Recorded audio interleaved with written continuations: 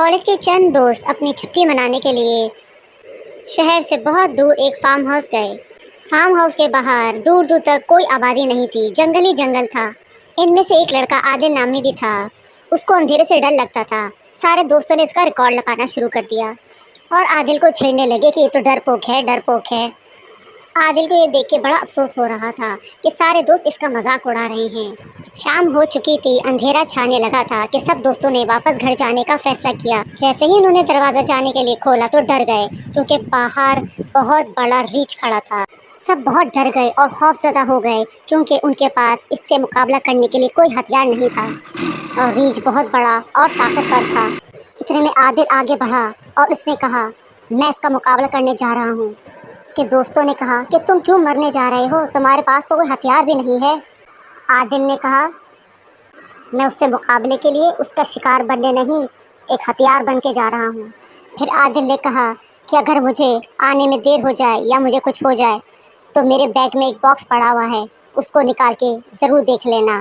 اور یہ کہہ کر عادل لکڑی لے کے باہر چلا گیا۔ ریچھ نے عادل کو دیکھتے ہی اس پر حملہ کر دیا۔ عادل بھاگ کر جھاڑیوں کے پیچھے چلا گیا۔ ریچھ بھی اس کے پیچھے پیچھے دوڑا۔ ریچھ نے عادل پر اپنے پنجوں سے حملہ کیا، جس کی وجہ سے عادل زخمی ہو کر نیچے زمین پر گر گیا۔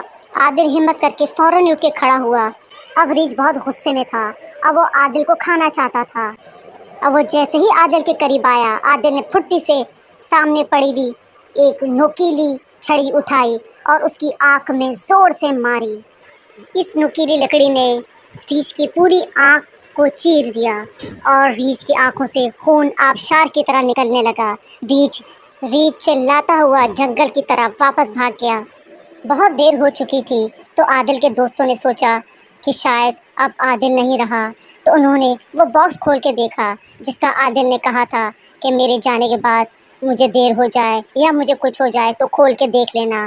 جب انہوں نے باکس کھولا تو اس کے اندر ایک پرچی تھی جس کے اوپر لکھا تھا کہ میں بزدل نہیں ہوں۔ سارے دوستوں کو یہ پڑھ کر بہت رونا آیا اور انہوں نے کہا کہ ہم کتنے برے تھے کہ ہم تو سارا دن عادل کا مذاق اڑاتے رہے، اس کو بزدلی کے اور ڈرپوک کے طعنے دیتے رہے، اور آج عادل نے ہی ہم سب کی جان بچائی اور اپنی جان دے دی۔ انہوں نے دل ہی دل میں دعا کی کہ اللہ کاش عادل واپس آ جائے اور ہم اس سے خوب معافی مانگ لیں۔ اتنے میں اچانک زخمی حالت میں عادل گھر پہنچ جاتا ہے۔ سب دوست بھاگ کر اس کو گلے لگا لیتے ہیں، اس کی مرہم پٹی کرتے ہیں اور اس سے خوب معافی مانگتے ہیں۔ عادل بھی خوش ہو رہا تھا کہ جن لوگوں نے اس کا سارا دن اس کی ڈرپوک اور بزدلی کا مذاق اڑایا تھا، آج وہی لوگ اور وہی دوست اس کی بہادری اور ذہانت کی تعریفیں کر رہے تھے۔